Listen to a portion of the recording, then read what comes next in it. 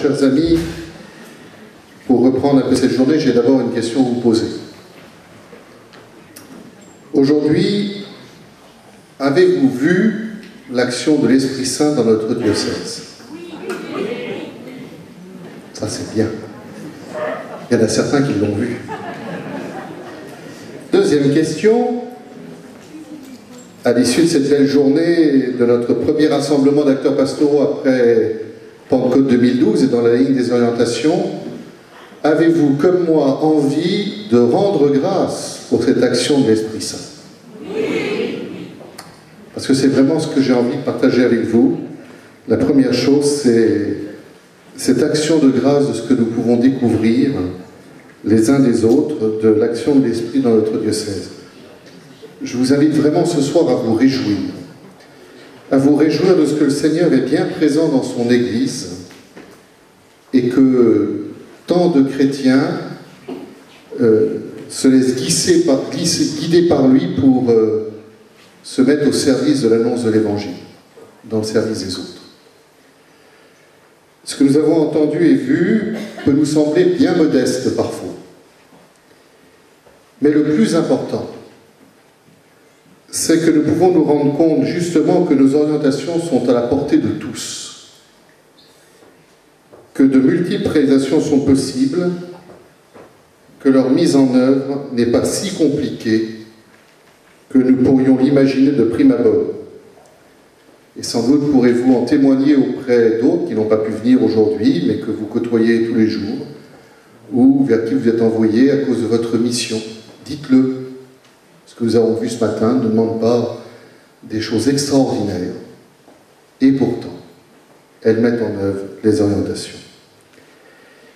Et à partir de ce que nous avons vécu aujourd'hui, permettez-moi de vous donner quelques pistes en guise de conclusion de notre journée. Et puisque nous sommes dans Force 5, il y aura 5 pistes. C'est clair. Première piste. Dans l'année qui vient, dans vos communautés, je vous invite à faire ce que nous avons fait aujourd'hui.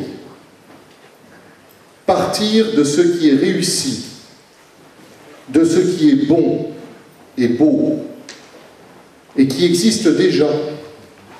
Pas des choses que nous projetons de faire, mais des choses qui existent. Je vous invite à rechercher les ingrédients de ces réussites et à vous en servir pour avancer.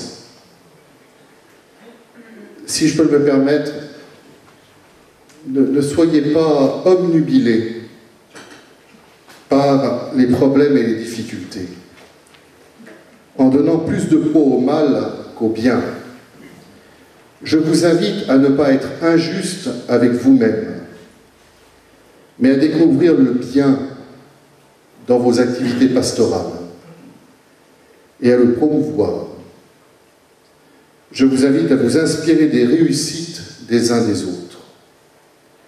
C'est en partant du bien que l'on peut faire bouger les choses, pas simplement en essayant de résoudre les problèmes.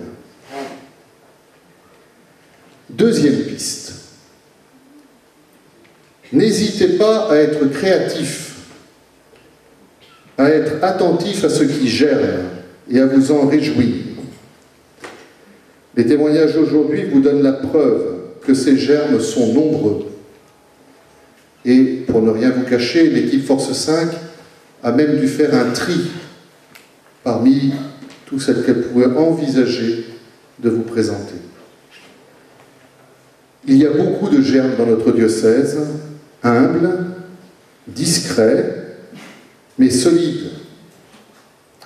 C'est, comme le disait ce matin notre intervenant, en reprenant les propos du pape François, c'est le flair du peuple de Dieu. Le flair du peuple de Dieu que le pape François m'a demandé de servir comme votre évêque, de servir vos flairs, vos idées, vos imaginations. Découvrir ces germes et les dire autour de vous donne de la joie et de l'espérance. Troisième piste. Ce matin, je vais vous parler d'enracinement. Qu'allons-nous pouvoir enraciner cette année? Quel germe allons-nous arroser? Eh bien, j'aimerais d'abord que les équipes pastorales ou d'animation pastorale, suivant les choix que vous allez faire pour vos doyennés, j'aimerais que les responsables de services, de mouvements, se saisissent à frais nouveaux des orientations, qu'elles les relisent et qu'elles les fassent relire. Et à partir de là, je vous propose plusieurs lieux d'enracinement. D'abord, soutenir les petites et développer les petites fraternités chrétiennes. Je crois qu'elles peuvent vraiment changer le visage de notre diocèse si elles sont vécues comme le propose l'orientation numéro 1, avec le partage de foi, l'approfondissement de l'Écriture sainte, le soutien mutuel et la formation. Et j'ai la joie de vous annoncer que, voilà, on a pu mettre enfin en place un petit groupe diocésain qui va soutenir ces petites fraternités chrétiennes, avec à sa tête Armel Gentin, qui fait partie de l'équipe pastorale de Concarneau. Voilà, ils seront une demi-douzaine. Mais si vous voulez qu'on puisse les soutenir, n'oubliez pas de dire aux petites fraternités de communiquer les coordonnées des responsables pour que nous puissions envoyer bien ce qu'il faut, les newsletters, les fiches. Voilà, nous avons découvert ce matin qu'il y en avait de plus en plus. Donc n'hésitez pas. Pour l'instant, vous pouvez l'envoyer à Valérie, à l'évêché, mais après, ce sera bien, à l'équipe diocésaine. Donc, première piste, soutenir et développer les petites fraternités chrétiennes. Deuxième lieu d'enracinement, mettre en place les diaconies de doyennés. Leur feuille de route a été écrite et validée, et cette feuille de route vous sera donnée en quelques jours. Plus qu'une organisation, les diaconies de doyennés donnent un esprit en reprenant les intuitions de Diaconia 2013, en invitant à donner toute leur place aux plus petits. Troisième lieu d'enracinement, mettre en place la nouvelle organisation de vos doyennés, en particulier les relais de proximité, et commencer la réflexion autour de votre projet pastoral missionnaire pour chacun de toutes nos instances, les doyennés, mais aussi les services, les mouvements, si possible. Là aussi, le texte déterminant la mission de chaque équipe et la manière d'établir ce projet missionnaire est sous presse. On espérait pouvoir vous le donner aujourd'hui, mais voilà, les imprimeries ne fonctionnent pas forcément à notre rythme. En tout cas, vous aviez reçu une version transitoire à Pâques. La version définitive va vous parvenir très prochainement, cette semaine ou la semaine prochaine, je pense. Maintenant, c'est une question d'organisation, d'envoi. Voilà. 3 grandes pistes d'enracinement, les petites fraternités chrétiennes, les diaconies de doyennés et l'organisation de nos diocèses. De nos doyennés, pardon. 4e piste. Quelqu'un ce matin l'a dit dans un des témoignages, bien relier entre elles les 5 orientations. Je crois que c'est Maïté qui a dit ça ce matin. Donc vous savez que le lien, le ciment, est la nouvelle évangélisation. Tout dans notre Église est tourné vers l'annonce du Christ et de son évangile. L'encyclique du pape François, La lumière de la foi, nous l'a redit cet été. Mais plus largement, tous les propos de François ne cessent de le répéter. En voici quelques-uns qu'il a envoyés sur Twitter récemment. Ne vous contentez pas, disait-il, alors c'est plutôt des jeunes, mais ça marche pour les vieux aussi. Ne vous contentez pas d'une vie chrétienne médiocre. Marchez avec résolution vers la sainteté. Sommes-nous capables de faire voir notre foi avec respect, mais aussi avec courage? Nous ne pouvons être chrétiens seulement à temps partiel. Cherchons à vivre notre foi chaque instant, chaque jour. Alors, chers amis, je suis persuadé que vous en êtes convaincus. Vous êtes convaincus de ce devoir d'évangélisation propre à tout chrétien. Mais n'hésitons pas à le redire aux chrétiens dont nous avons la charge et vers qui nous sommes envoyés. 5e et dernière piste, mais peut-être la plus importante, et qui développe la précédente. Vous connaissez comme moi les défis de l'annonce de l'Évangile qui se présentent à nous aujourd'hui. Devant la pauvreté de nos moyens, une question, voire un doute, peut s'immiscer dans nos cœurs. Ne sommes-nous pas trop démunis face à ces défis et à ces enjeux? La réponse est non. Car nous croyons que la foi chrétienne peut apporter des pistes de réflexion et des réponses aux joies, aux espérances, aux attentes et aux difficultés des hommes de notre temps. Mais pour bien utiliser cette force qui est à notre disposition, il nous faut en reconnaître l'origine. Nous n'apportons pas des réponses spécifiques, une espérance différente, parce que nous serions meilleurs que les autres ou plus intelligents. Nous avons tout cela à notre disposition parce que le Christ nous les donne et les met en œuvre. Quand nous croyons en lui et que nous faisons appel à lui. Chers amis, je crois qu'un des plus grands enjeux aujourd'hui pour les chrétiens, c'est de vraiment croire que Dieu intervient dans notre monde. Trop souvent, nous sommes tentés de nous passer de Dieu, ou alors d'aller le prier en ultime recours. Nous sommes toujours tentés de mettre l'Évangile à côté de la vraie vie, à croire qu'il n'a pas d'incidence sur notre existence, à penser que ce n'est qu'une belle histoire et non pas l'espérance du monde. Or, ce que nous propose l'Évangile, c'est de vivre en laissant Dieu nous conduire, en acceptant de croire que lui seul, par son Fils, qui est le Sauveur, peut vraiment changer notre monde, dans tous les domaines, familial, social, éducatif, économique, même ce qui nous semble impossible aujourd'hui. Dieu n'est pas seulement celui qui connaît notre vie, il est surtout celui qui l'accompagne, celui qui la guide avec amour et patience. Tous les témoignages que nous avons reçus ce matin nous le prouvent. Car tout ce qui se fait, tout ce que nous avons entendu, est tellement improbable. Tellement improbable. Ce qui se réalise nous dépasse, et nous le savons bien. Bref, chers amis, il s'agit de croire au primat de la grâce. Il s'agit de croire au primat de l'action de Dieu avant l'efficacité de notre propre action. C'est vraiment, à mes yeux, je le répète, un des enjeux majeurs de notre Église aujourd'hui. Peut-être est-ce que c'est ce que Dieu veut nous rappeler dans ces temps difficiles. Peut-être veut-il nous faire comprendre que nous avons à grandir dans cette foi.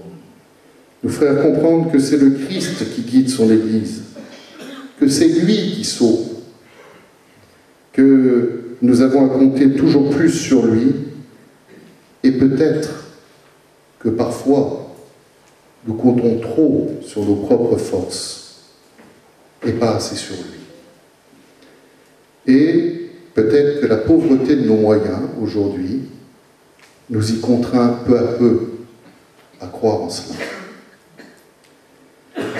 Dans la vie de l'Église, les moyens et les actions sembleront toujours dérisoires par rapport aux besoins. Nous sommes donc tous appelés à nous redire chaque jour que ce n'est pas nous qui agissons d'abord. Ça ne veut pas dire qu'on n'agit pas, mais ce n'est pas nous qui agissons d'abord. Que ce n'est pas nous, par nos seules forces, notre seule intelligence et notre seule générosité qui faisons progresser le royaume, mais que c'est d'abord l'action du Christ. Nous sommes appelés à entrer dans cette espérance, même quand nous semblons dépassés par les événements. Il ne s'agit pas d'entrer dans un providentialisme béat que Paul condamnait en son temps, mais dans la foi et l'espérance. Et nous sommes tous appelés à discerner dans nos communautés, nos services, nos mouvements, cette action permanente de Dieu et à l'admirer et à la faire savoir. Et pour cela, peut-être avons-nous à développer encore plus en nous et autour de nous, dans nos communautés, à le développer, parce que ça veut dire que ça existe déjà, mais nous avons toujours plus à développer l'esprit de prière. Une prière qui recherche la volonté de Dieu, une prière qui demande la confiance et la remise entre les mains du Seigneur. Et peut-être alors Dieu pourrait nous surprendre par ce qu'il nous ferait découvrir. Chers amis, d'une manière ou d'une autre, vous êtes tous impliqués dans une activité pastorale et dans son déploiement. Au seuil de cette nouvelle année, je veux vous redire une nouvelle fois toute ma confiance et aussi toute mon admiration pour ce que vous faites. Vous vous trouvez avec un certain nombre d'autres acteurs aux premières lignes de la mission de l'Église. Alors merci à chacune et à chacun d'entre vous. Merci de ne pas vous laisser gagner par le pessimisme ambiant. Merci d'être des artisans d'espérance. Je compte sur vous, plus exactement notre diocèse compte sur vous, pour que les choses continuent d'avancer, poussées par le vent de l'Esprit Saint. Bonne année à chacun d'entre vous, avec tout le courage que cela suppose. Vous savez que vous pouvez compter sur ma prière pour vous et pour vos missions. Et avant d'arrêter, je voudrais quand même, en votre nom, remercier tous ceux qui ont construit, qui ont animé cette journée magnifique. D'ailleurs, j'aimerais qu'ils se lèvent. Allez, allez, tous ceux qui, d'une manière ou d'une autre, ont contribué à ça. Allez, allez. Ceux qui ont fait la déco, ils sont pas là?